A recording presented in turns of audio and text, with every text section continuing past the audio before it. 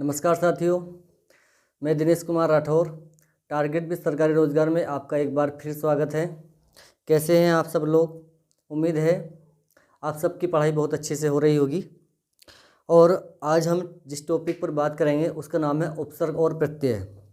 UP police में जो syllabus दे रखा है उसमें उपसर्ग और प्रत्यय का भी एक लेसन है जो आपको अच्छे से पढ़ना है। और यहाँ पे उपसर्ग और प्रत्यय की जो क्लास पढ़ाई जाएगी उसके बाहर एक भी क्वेश्चन नहीं जाएगा। तो आइए शुरू करते हैं बिना समय गंवाए। और अभी तक अगर चैनल को लाइक नहीं किया है, शेयर नहीं किया है, सब्सक्राइब नहीं किया है तो जल्दी से लाइक, शेयर और सब्सक्राइब कर दें। उपसर्ग और प्रत्यय क्या होते हैं? तो उपसर्ग और प्रत्यय ये शब्दांश होते हैं, कोई शब्द नहीं होते, ये शब्दांश होते हैं और इनका अपना कोई अर्थ नहीं होता है। ठीक है ना? ये शब्द के आदि और अंत में जुड़कर अपना अर्थ प्रदान करते हैं, बाकी इनका कोई अपना अर्थ नहीं होता है। ठीक है ना? तो आइए शुरू करते हैं। हम सबसे पहले पढ़ते हैं उपसर्ग और प्रत्यय को।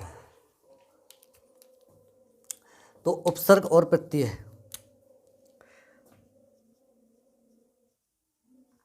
उपसर्ग, अगर हम इसकी बात करते हैं, उपसर्ग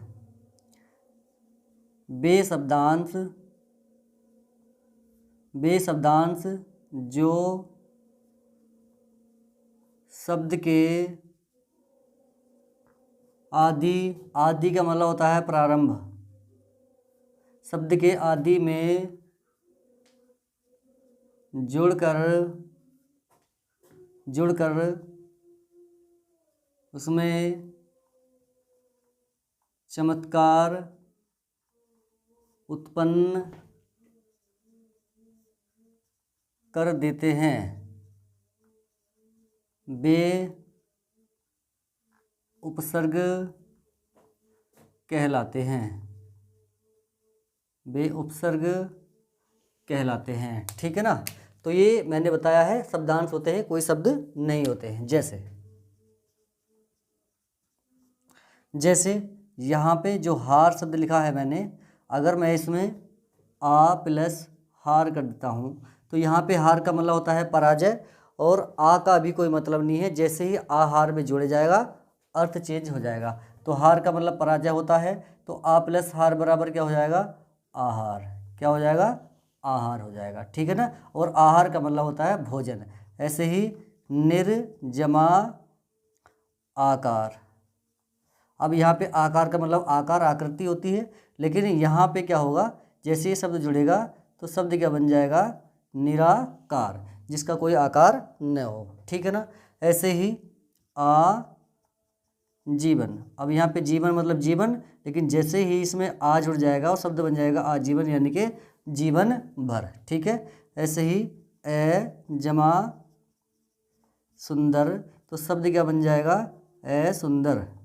तो यहाँ पे सुंदर है मतलब अच्छा है, लेकिन जैसे ही इसमें ए जुड़ा तो इसने इसका अर्थ चेंज कर दिया, यानी कि सुंदर नहीं कह दिया इसने। ठीक है ना?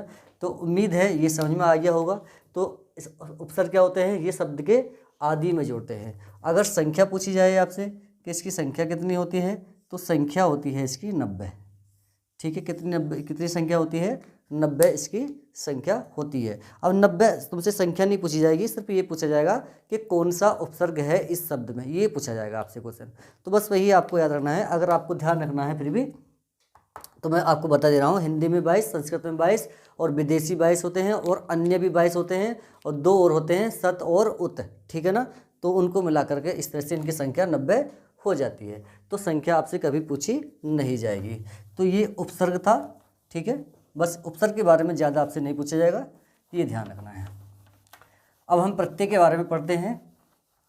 प्रत्यय क्या होता है?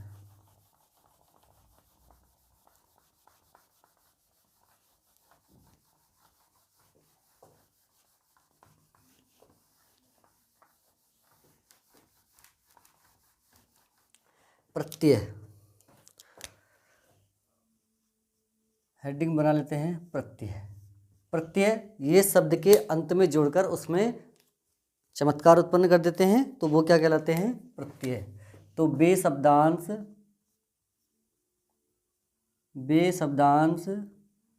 जो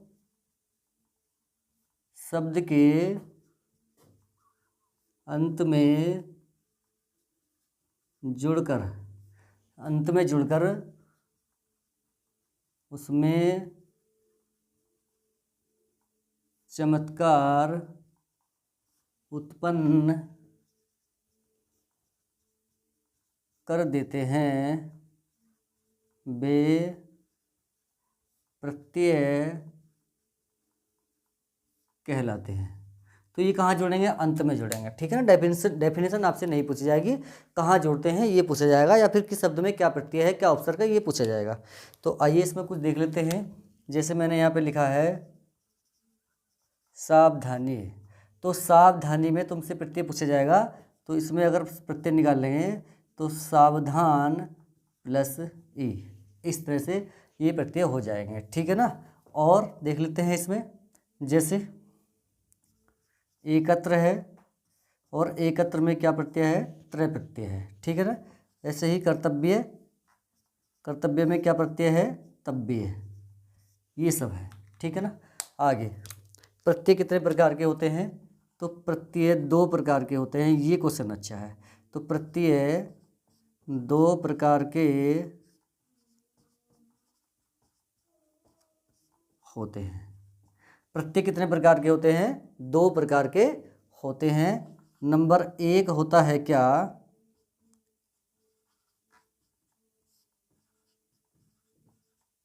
तद्धित प्रत्यय, और नंबर 2 होता है कौन सा? कृत प्रत्यय। एक तद्धित प्रत्यय होता है और एक होता है क्या? कृत प्रत्यय। तो पहला हम इसमें हेडिंग पढ़ेंगे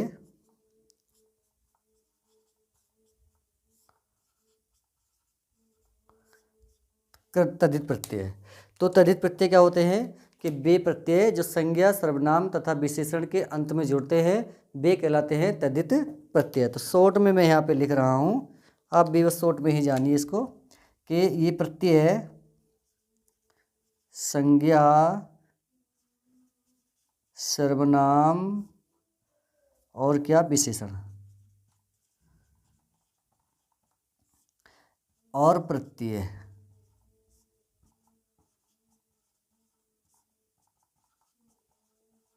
ठीक है। अब क्या होगा? ये शब्द बनेगा, शब्द बन जाएगा, और यही शब्द क्या कहलाएंगे? इन शब्दों को हम कहेंगे तद्धितांत, ठीक है ना। तद्धितांत यानी कि संज्ञा, सर्वनाम और विशेषण में प्रत्यय जोड़ने पर जो शब्द बनेगा उसे तद्धितांत शब्द कहते हैं। तो तुमसे पूछा जाएगा तद्धित प्रत्यय कौन सा होता है? तो वे प्रत्यय जो ऐसे प्रत्यय जो संज्ञा, सर्वनाम तथा विशेषण के अंत में जुड़ते हैं वो तद्धित प्रत्यय होते हैं। तो जहाँ भी तद्धित होगा वहाँ संज्ञा, सर्वनाम और विशेषण होगा, ठीक है ना। दूसरे नंबर का हेडिंग है कृत प्रत्यय।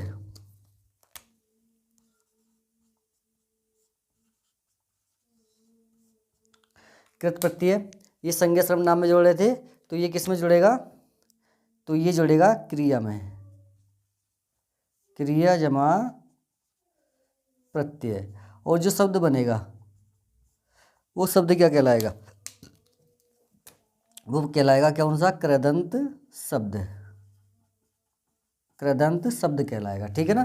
तो वे प्रत्यय जो क्रियाओं के अंत में जुड़ते हैं, कृदंत शब्द कह लो या कृत प्रत्यय कह लो, एक ही बात है, ठीक है ना। तो आगे और देखते हैं। तो ये हो चुके हैं बस हमारे, ठीक है। इसके 2 प्रकार हो गए हैं। अब कुछ नियम हैं, हम उसको देख लेते हैं। थोड़े नियम जानने आपके लिए बहुत ज़रूरी है, ठीक है। तो मैं यहाँ पे एक नियम लिख रहा हूँ। नियम क्या है? कि ये शब्द है स्वर रहित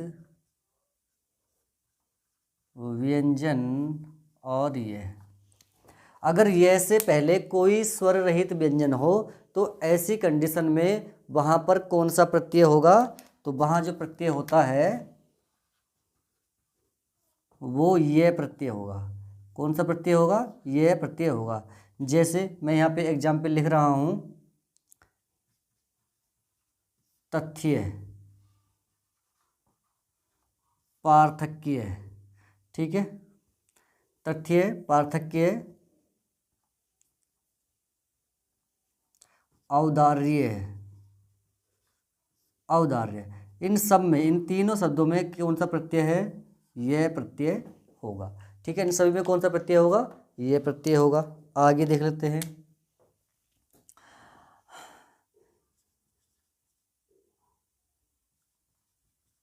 अब अगर यह हो और यह से पहले स्वर सहित व्यंजन हो, स्वर सहित व्यंजन और उसके बाद क्या हो? यह हो। ठीक है, व्यंजन, स्वर सहित व्यंजन और यह होगा, तो ऐसी कंडीशन में जो प्रत्यय होगा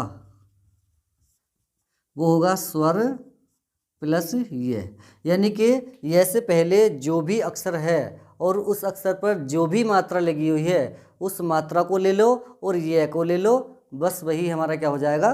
प्रत्यय हो जाएगा। जैसे एग्जाम्पल से समझ में आ जाएगा। शासकीय, नाटकीय, ठीक है, और शासकीय, नाटकीय,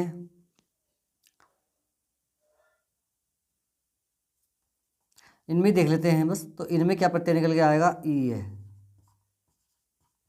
क्या निकल के आएगा? ई ये प्रत्यय निकल के आएगा। ठीक है ना, ये कुछ रूल है जो मैं आपको समझाने की कोशिश कर रहा हूँ, उम्मीद है ये समझ में आ रहा होगा।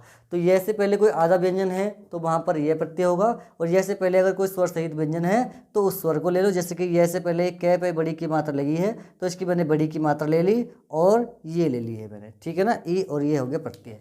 ठीक है, और कुछ शब्द हैं जैसे कि किसी शब्द में जैसे कि अन्य की ध्वनि प्राप्त हो रही है, अन्य की ध्वनि, अन्य की ध्वनि। ठीक है, तो वहाँ पे कौन सा प्रत्यय होगा? वहाँ पे अनीय प्रत्यय होगा। वहाँ पर कौन सा प्रत्यय होगा? अनीय प्रत्यय होगा। जैसे जैसे दर्शनीय, ठीक है, और वचनीय, वचनीय, इन दोनों में अनीय प्रत्यय होगा। क्या होगा यहाँ पर? अनीय प्रत्यय हो जाएगा। ठीक है, और आगे देखते हैं। थोड़े से इसके रूल और बचे हैं, उसको भी देख लेते हैं हम।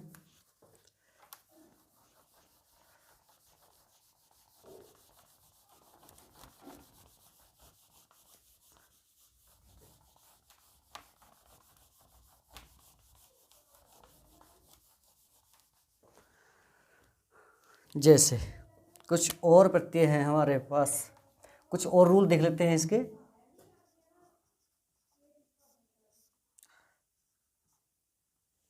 अगर कोई शब्द है और उसके अंत में वे आ रहा है और उससे उत्पन्न होने का बोध हो रहा है तो वहाँ पर कौन सा प्रत्यय होता है? वे प्रत्यय होता है। जैसे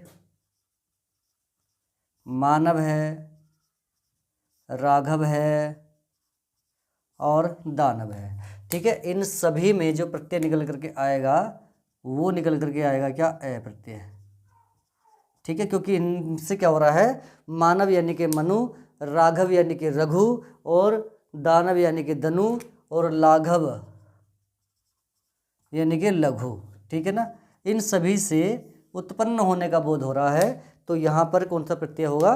ए प्रत्यय होगा। ठीक है ना, ए प्रत्यय होगा। ऐसे ही एक पार्वती है, पार्वती, तो पार्वती में जो प्रत्यय होता है वो ई प्रत्यय होता है, क्योंकि इससे भी उत्पन्न होने का बोध हो रहा है। ठीक है ना, इससे भी क्या हो रहा है? उत्पन्न होने का बोध हो रहा है। ठीक है ना, और जो इसमें और शब्द देखो जिसमें, जैसे कि आर्जव, आर्जव में भी ए ही प्रत्यय होगा, और आर्तव, इसमें भी ए प्रत्यय होगा। तो इसमें अगर तुम्हें मूल शब्द निकालना होगा तो इसका मूल शब्द निकलेगा ऋजु, और इसका निकलेगा क्या? ऋतु। ठीक है ना, तो इस तरह से ये मूल शब्द निकल जाएंगे। ठीक है ना, तो ये कुछ रूल है, ये आपको ध्यान रखने हैं। कुछ जैसे तब्बे वाले, अगर मान लो किसी शब्द में तब्बे की ध्वनि आ रही है तो वहाँ पे तब्बे होता है। जैसे कि कर्तव्य, कर्तव्य, और गंतव्य, द्रष्टव्य, ये क्या होते हैं? इन तीनों शब्दों में क्या होगा? प्रत्यय ये निकल करके आएगा। ठीक है ना, कौन सा प्रत्यय निकल करके आएगा? तब्बे प्रत्यय निकल करके आएगा। सही है ना, तो ये कुछ नियम थे जो मुझे आपको बताने थे, और इनसे रिलेटिव अगर क्वेश्चन आता है या उपसर्ग और प्रत्यय से रिलेटेड कोई क्वेश्चन आएगा तो इससे बाहर नहीं जाएगा, ठीक है ना। अब हम इसके जो एग्ज़ाम हैं, जो इसके एग्जाम्पल हैं, बहुत सारे जो एग्जाम्पल हैं जो पेपर में आने के लायक हैं मोस्ट उसको हम पढ़ते हैं, ठीक है ना। ये शुरू करते हैं। जो हमने उपसर्ग और प्रत्यय का चैप्टर पढ़ा है उसके कुछ महत्वपूर्ण क्वेश्चन आंसर को हम देख लेते हैं, कौन किस शब्दों में क्या क्या प्रत्यय होते हैं। तो देखिए यहाँ पे एक साइड में मैंने शब्द लिखे हैं और इधर की साइड में मैंने उपसर्ग लिखे हैं, ठीक है ना। तो यहाँ तक तो ये इसके उपसर्ग, यहाँ तक तो उपसर्ग वाले हैं, और उसके बाद में ये जो वाला है ये प्रत्यय वाला है। तो अत्यधिक उपसर्ग में मैंने बताया था कि इसमें संधि समास सब कुछ होता है, प्रत्यय में ऐसा नहीं होता है। लेकिन अब यहाँ पे हम उसी के हिसाब से निकाल लेंगे। जहाँ भी तुम्हें आधा तय ऐसे पहले दिखाई देगा तो उसमें यण संधि होती है अधिकांश में, ठीक है ना। तो यहाँ पे जो उसका प्रत्यय निकलेगा वो अति निकलेगा, ठीक है। उत्कर्ष आ जाए या उत्पत्ति आ जाए या फिर कोई भी आधा व्यंजन आता है ऊ के साथ में तो उत लगेगा। और यहाँ पे दे आधा है तो आधे के हिसाब से, इसमें कुछ नहीं करना है, बिल्कुल इजी होते हैं, ठीक है ना, बहुत ही इजी होते हैं। एक दो बार इसका आप रिवाइज करोगे तो एकदम से याद हो जाएंगे। उद्गम में उद्गम यानी कि दे आधा रहेगा, ठीक है ना। दुर्जन में जब भी कभी दे के ऊपर रह लगा होगा, जब सॉरी दे के ऊपर रह नहीं, जब भी कोई अक्षर आएगा और उसके ऊपर रह लगा होगा, ठीक है ना। अगर कोई भी अक्षर है और उसके ऊपर रह लगा हुआ है और उससे पहले कोई व्यंजन है तो उसी को मिला करके और रह को आधा कर देते हैं और हमारा क्या हो जाएगा, उपसर्ग हो जाएगा। अगर बाय चांस आपको ऐसा नहीं मिलता है तो आपको विसर्ग वाला भी बिल्कुल सही होगा। देखो जैसे ये है तो ये विसर्ग वाला भी क्या होता है, बिल्कुल सही होता है, ठीक है ना।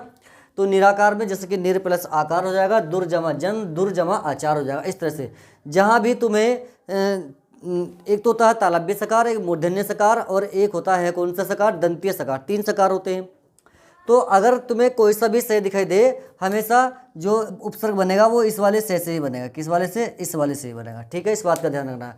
और अगर किसी शब्द के ऊपर अनुस्वार लगा हुआ है तो वो में चेंज हो जाता है और उसका उपसर्ग बन जाएगा सम, यानी कि संस्कार का बन जाएगा सम। कपूत में कै प्लस पूत हो जाएगा, यानी कि कै हो जाएगा। दूध, दूध में दूध प्लस लिखा हुआ ना, तो दू प्लस धारू, तो दू बन जाएगा इसका उपसर्ग। अवगुण, ये क्वेश्चन अभी एसएसबी में पूछा हुआ है। अवगुण, ओघर और अवसर में या तो उपसर्ग होगा औ या फिर होगा अब, ठीक है, दोनों में से एक ही होगा।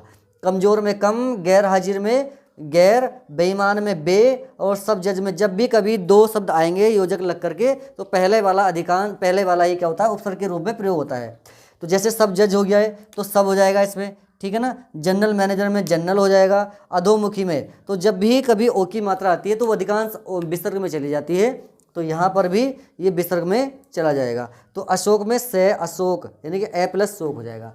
चिरंजीवी में चिर हो जाएगा, ठीक है, हलंत लग जाएगा इसके नीचे। पुनर्जीव, पुनर्जन्म या पुनरागमन, तो दोनों में ही पुनर् रहेगा, ठीक है ना, मैंने भी बताया है। किसी अक्षर के ऊपर रह है तो रह से के हिसाब से ही लेंगे। बहिर्गमन में बहिर आ जाएगा। सज्जन हो, सदाचार हो या उज्ज्वल हो, इनकी अगर हम संधि विच्छेद करते हैं तो तय के हिसाब से बनती है, तो बस उसी से उठा लिया है सत। तो इन तीनों में सत उपसर्ग होगा। पुरातत्व में पूरा हो जाएगा। निष्कंटक में देखो आगे से बनेगा इसी से। नावाकिब में ना बन जाएगा। नितंब से नी और पराजय से परा और निरस्त में निर्जमा अस्त्र हो जाता है तो निर हो जाएगा। 19 में उन और 69 में उन हो जाएगा, ठीक है। यहाँ पे तय वाला कॉन्सेप्ट नहीं यूज होगा। अंतरकथा में जब भी कभी विसर्ग वाले शब्द आपको मिलेंगे तो जो विसर्ग वाला पूरा शब्द है, विसर्ग से पहले वाला शब्द है, वही हमारा क्या होगा, उपसर्ग होगा। अब गौरव में क्या होता है, मैंने पिछली वाली क्लास में बताया है कि जिसके लास्ट में ए आता है और उस शब्द से अगर उत्पन्न होने का बोध हो रहा है तो वहाँ पर ए प्रत्यय होता है, ठीक है ना। तो देखो गौरव में ए प्रत्यय हो जाएगा। गुरु प्लस है, मैंने पिछली वाली क्लास में बताया है। क्रोध में क्रुद्ध प्लस ए हो जाएगा। लघु प्लस ए, मनु प्लस ए, राघव प्लस ए और ऋजु प्लस ए, ठीक है ना। ऐसी वेद, विद प्लस ए, जैसे जी प्लस ए, पाठ से पठ प्लस ए, शिशु प्लस ए, से सबसे बनेगा शिशु प्लस ए, युवन प्लस ए और कुशल जमा ए, सर्प से सर्प यानी कि सर्प जमा ए और बोध से बुध जमा ए, यानी कि इन सब में यहाँ से लेके यहाँ तक ये सब क्या है, प्रत्यय का काम कर रहे हैं, ठीक है ना। इन शब्दों को बड़े ध्यान से देख लेना, इन सब में कौन सा प्रत्यय निकल के आ रहा है, ए प्रत्यय निकल के आ रहा है। अब जैसे बोधक आ गया, यहाँ पे बोधक देखो और यहाँ पे बोध देखो, दोनों अलग अलग हैं। अगर बोधक आएगा तो अग निकलेगा और बोध आएगा तो ए निकलेगा, ठीक है ना। तो अध्यापक में अध्यापक यानी कि अक प्रत्यय निकलेगा। और शिक्षक में भी अक ही, परिचायक में परिचय प्लस अक, और कारक ये शब्द को ध्यान रखना है। जो कारक शब्द है इसका अगर कभी मूल शब्द पूछा जाएगा तो क्रय इसका मूल शब्द होता है और अक इसका प्रत्यय होता है। दर्शक में दृश्य मूल शब्द हो जाएगा और अक इसका प्रत्यय हो जाएगा। तरण में त्रय जमा अन हो जाएगा। जब भी ये होता है संधि में तो इसका न हो जाता है, ठीक है ना। तो जहाँ कहीं भी तुम्हें ये न दिखाई देगा, ये वाला न तुमको दिखाई दे तो ये न में चेंज हो जाता है। तो देखो करण में और कारक में सेम मूल शब्द एक ही रहेगा, क्रय प्लस अन, अनुश्रय प्लस अन, अभिश्रय प्लस अन, और गृह प्लस अन, और रक्षा प्लस अनीय, और दृश्य प्लस अनीय, और क्रय यहाँ फिर से आगे करनी है। जो शब्द लिखे हैं मैंने बहुत ही मोस्ट इंपॉर्टेंट शब्द लिखे हैं। इनसे अगर पुलिस में एक भी क्वेश्चन नहीं बचेगा। अगर पुलिस में उपसर्ग और प्रत्यय से रिलेटिव अगर क्वेश्चन आंसर आते हैं तो कोई भी क्वेश्चन आपका बचने वाला नहीं है। बस आप ध्यान से पढ़ते रहिए। करणीय में अनीय, धारणीय में अनीय, स्मरणीय में अनीय हो जाएगा, स्मरणीय में अनीय हो जाएगा, पूजनीय। कभी तुमसे मूल शब्द नहीं पूछेगा, सीधे पूछेगा उपसर्ग और प्रत्यय बताए, मूल शब्द से कोई मतलब नहीं होता है, ठीक है ना। इस बात का ध्यान रखना है। तो सोचनीय में अनीय, तो यहाँ से लेकर के यहाँ तक इन सभी शब्दों में अनीय प्रत्यय निकलेगा। इनको बड़े ध्यान से देख लेना क्योंकि ये वाला कॉन्सेप्ट है, ये वाला कॉन्सेप्ट है, ठीक है। पिछली क्लास में ये वाला कॉन्सेप्ट बताया है आपको। शिक्षा में देखो आ हो जाएगा और गलंत में अंत हो जाएगा, कमाओ में टिकाऊ हो जाएगा, उपजाऊ में आओ हो जाएगा। तो कमाओ, टिकाऊ, उपजाऊ इन सब में क्या प्रत्यय निकल के आएगा? आओ प्रत्यय निकल के आएगा, ठीक है। प्रत्यय देख लेते हैं। जैसे कि चिड़िया, चिड़िया में ईया बनेगा, रसोईया में ईया, इसको मोस्ट कर लेना, ये क्वेश्चन कई बार पूछा हुआ है।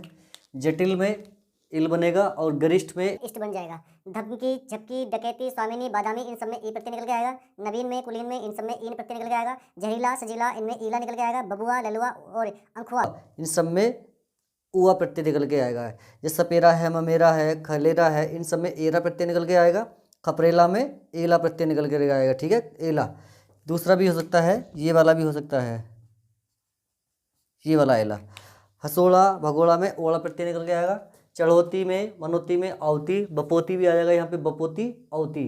कसक, ठंडक सब में के, परिवर्तनकारी, प्रभावकारी में कार्य प्रत्यय निकल के आएगा। हमाम खाना, डाक खाना, खाना प्रत्यय, और जादूगर, जरगर इन सब में गर प्रत्यय निकल के आएगा। चमचागिरी, दादागिरी, गिरी प्रत्यय निकल के आएगा। दिल लगी, जिंदगी ये क्वेश्चन पूछा गया है, ठीक है। सादगी सब में गी प्रत्यय निकल के आएगा। अनुज में, पंकज में जय, और रहजनी में जनी, और कर्मठ, जरठ में ठय, और चमड़ी, अंतड़ी में ड़ी, और विदित, कृत में तय प्रत्यय, स्वतः, अंशतः में तय प्रत्यय, ये विसर्ग वाला। गंतव्य, कर्तव्य, ज्ञातव्य, द्रष्टव्य और प्राप्तव्य इन सब में तव्य, और वृष्टि, सृष्टि में ती प्रत्यय निकल के आएगा। ऐसे ही यांत्रिकी, मानविकी में की, ई की प्रत्यय निकल के आएगा। और शैलजा, अर्गजा में जा, और गेरुआ में उआ प्रत्यय निकल के आएगा। घृणास्पद, तो यहाँ पे ये क्वेश्चन अच्छा है, घृणास्पद। क्वेश्चन सारे ही अच्छे हैं, इस बात का ध्यान रखना है। मोटापा में आपा, हाईकोर्ट में पूछा हुआ है। दुधारू, लुहार में आर प्रत्यय। ईर्ष्यालु, दयालु, कृपालु, निर्दयालु आलू, और गरिमा, महिमा, नीलिमा, ईमा। देशीय, भारतीय, शासकीय, नाटकीय ये सब इनमें ये प्रत्यय निकल के आएगा। ईदगाह में, दरगाह में गाह, एकत्र में त्रय, और उद्धारक में के, हानिकारक में भी के, और इकहरा में हरा, और गमनीय, शासकीय ये प्रत्यय निकल के आएगा। और कतरनी में इनी प्रत्यय निकल के आएगा। पशुत्व में बंधुत्व प्रत्यय निकल के आएगा, ठीक है ना। तो ये मोस्ट इंपॉर्टेंट उपसर्ग और प्रत्यय के मैंने जो एग्जाम्पल यहाँ पर लिखे हैं ये पुलिस के लिए बहुत ही फायदेमंद रहेंगे। बस आप इसका रिवाइज करते रहिए। तो वीडियो कैसी रही है तो बताएं, कमेंट बॉक्स में बताएं। वीडियो को लाइक करें, शेयर करें और सब्सक्राइब करें। धन्यवाद।